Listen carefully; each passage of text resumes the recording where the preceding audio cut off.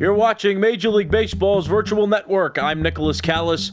This is May in Review, going over how every team did in the month of May, and we'll have the announcements of all the Player of the Month awards from the month of May coming up at the end of this video. But we'll start with the Orioles, a team that went 9-20 in the month of May. You see several losses throughout this calendar. They're 28-32 overall, and they're in fourth place in the American League East. The Boston Red Sox went 17-11 in the month of May. They're keeping pace now with some of the other AL East teams, but they're still in fifth place with a 28-33 record. The Yankees 16-12. They had a good enough month of April, though, to keep the first place status in the American League East. As a matter of fact, though, after April, they were second in the AL East behind the Orioles, but now they're in first and they have a commanding lead. The Rays went 11-17 in the month of May. 30-31 is their overall record, and they're in third place in the AL East. And the Blue Jays went 16-13 in the month of May. They did pretty well. They moved themselves up to a winning percentage over 500. They're 31-29, and they're behind the Yankees. They're in second place in the AL East. Here are the White Sox. Their record was 18-11 in the month of May, but they still lost their first place status. They're in second place right now behind the Twins, and you'll see exactly why the Twins are in first place when we get to their calendar. The Indians went 16-11 in the month of May. They're 33-27 now, and they moved into third place, and they've been there consistently. The Tigers had a pretty decent month considering where they were last year. They're 14-14. Their record's 23-36, and they're in fourth place. The Royals continue to stay at the bottom of this AL Central. They're 10-19. They went 10-19 in the month of May. They're 19-41 overall. They're the only team in Major League Baseball so far that hasn't reached 20 wins yet after the month of May. And the Twins. The Twins rode some kind of hot streak in this month. Their record in the month of May was 24-5. So again, the White Sox went 18-11, which is a pretty good record for a single month, but they lost first place to the Twins, who won 24 games in the month out of 29. The Twins were the first team to 40 wins, and as it stands at the end of May, the Twins are 41-19, and they lead the AL Central, and they are the best team in the American League.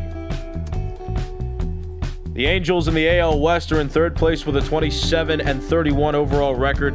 They went 13-15 in the month of May. Not too bad, a little less than a 500 winning percentage, but they're keeping pace just a bit. The A's are in first place. Their record is 36-25. They went 18-10 in the month of May. That was the best record among anybody in the AL West for the month of May. The Mariners continue to be at the bottom of the AL West. They went 9-19 in the month of May. They're 23-38 overall. Again, they're in last place. The Rangers had a pretty poor month. They won 11-18. They're 25-34 overall, and they're in fourth place in the West. And the Astros keeping pace with the A's. The Astros went 17-12 in the month of May. They're 33-27 overall, and they're in second place in the AL West. Here are the Braves. This is their May calendar. 15-12 is their record in the month of May. They're 31-29, and they're in fourth place in the NL East. It's a very competitive division in the NL East. You'll see that with some of these calendars as we move forward. The Marlins 14-15 in the month of May. The Marlins still with a winning percentage quite a bit over 500. They're 32-28. They're third in the NL East. The Nationals went 13-15, but despite going under 500 with their winning percentage in the month of May, they're still over 500 in their overall winning percentage. They're 33-25, and they're still at the top of the NL East. They're in first place. The Mets broke even at 14-14 in the month of May. They're 26-33 overall, but they're still at the bottom of the division. They're in fifth place. And the Phillies went 17-10 in the month of May. They're 32-26 overall, and they're right behind the Nationals. They're in second place in the NL East.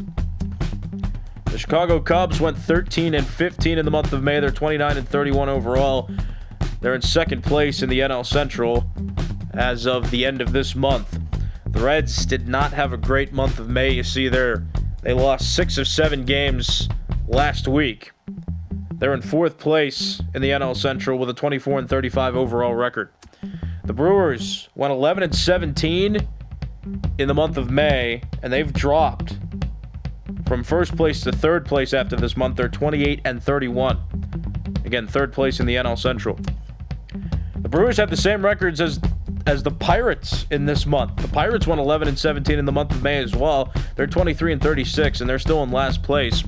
And the Cardinals, the only team with an overall winning percentage over 500, and they're the only team that had a May record with a winning percentage over 500. They went 16 and 12 in the month of May. They're 32 and 28 overall, and they're first in the NL Central. The Diamondbacks went 15 and 13 in the month of May. That's helped move their winning percentage over 500. They're 30 and 29 at the end of the month, and they're in third place in the NL West. The Rockies went 13 and 16, which was quite an improvement for them from the month of April. They're 24 and 34 now. They're in fourth place in the NL West. The Dodgers had a great month of May. They're 20 and 8, and that helped them move back into first place in the NL West. They're 40 and 18, just the second of two teams at the end of the month to have 40 or more wins. They're in first in the NL West. The Padres had a bit of a slide this month. They went 14 and 15. They've been pushed back down to second place. They're 35 and 25. And you see there, they just had scattered losing streaks all throughout the middle of the month. They rebounded at the end, but that wasn't enough to stop the Dodgers, who had quite a hot month of May.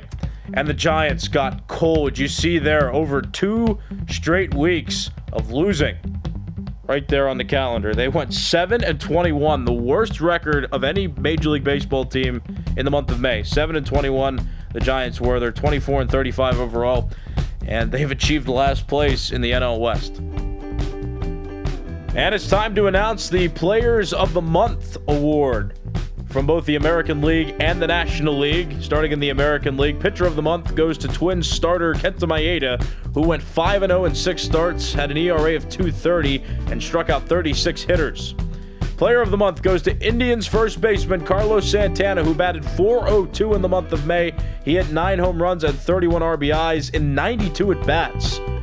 Quite some stellar numbers there. And Rookie of the Month goes to Mariners first baseman Evan White. He won this award in April as well, but he won it in May here for batting .247 with 3 home runs and 7 RBIs in 77 at-bats. In the National League, Pitcher of the Month goes to Marcus Stroman, who went 5-0 in 5 starts. His ERA was .147 in the month of May, and he struck out 31 hitters. Pirates first baseman Josh Bell earns Player of the Month in May for batting .312 with 10 home runs and 23 RBIs in 93 at-bats. And another Pirate won an award. Rookie of the Month goes to Ke'Bryan Hayes. Hayes made his Major League debut in the middle of May, and he went on a tear in his first few games in the big leagues. Had a .372 average, hit his first Major League home run in his debut, tallied 7 RBIs and 43 at-bats, and as of right now, he is the starting third baseman of the Pirates. He's the Rookie of the Month in the National League. This has been May in Review. I'm Nicholas Callis. You've been watching Major League Baseball's Virtual Network.